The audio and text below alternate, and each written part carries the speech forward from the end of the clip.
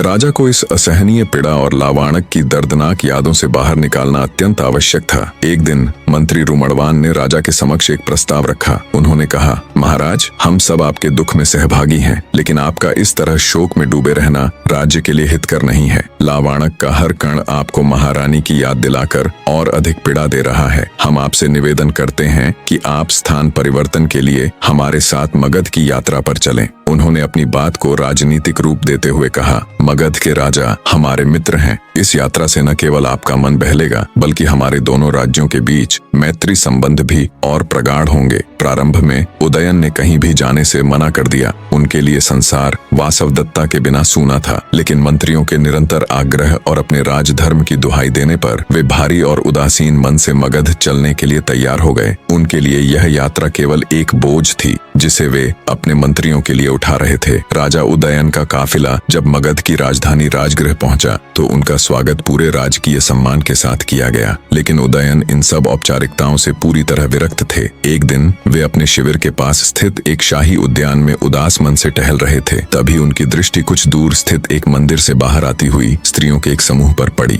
उस समूह के मध्य में एक राजकुमारी चल रही थी, जिनके चेहरे पर एक अलौकिक तेज, आंखों में करुणा और चाल में एक अद्भुत शालीनता थी। वही राजकुमारी पद्मावती थी। उनके साथ साध्वी वेश में अवंतिका, वासवदत्ता भी थी, लेकिन दूरी और उदयन के शोक में डूबे होने के कारण वे अपनी प्रिय रानी को पहचान नहीं पाए। उस क्षण के लिए राजा उदयन अपनी पीड़ा भूल गए। राजकुमारी पद्मावती के दिव्य सौंदर्य और शांत आभा मंडल ने उनके शोकग्रस्त हृदय में एक क्षणिक हलचल पैदा कर दी। यह प्रेम नहीं था, बल्कि दुख के घने बादलों के बीच बिजली की एक क्षणिक चमक जैसा था। उन्होंने अपने मंत्री वसंतक से पूछा, वसंतक, वह दिव्य कन्या कौन है? वसंतक, जो षड्यंत्र का हिस्सा थे, ने तुरंत उत्तर दिया, महाराज, वे मगध नरेश की बहन राजकुमारी पद्मावती हैं। राजा के मन में उत्पन्न हुई इस क्षणिक जिज्ञासा को उनके चतुर मंत्रियों ने तुरंत भांप लिया। योगंधरायण, जो गुप्त रूप से वहीं मौजूद थे, समझ गए कि यही सही अवसर है। उन्होंने रुमड़वान और अन्य मंत्रियों को संकेत दिया। अब उनका एक ही लक्ष्य था, किसी भी तरह राजा उदयन का विवाह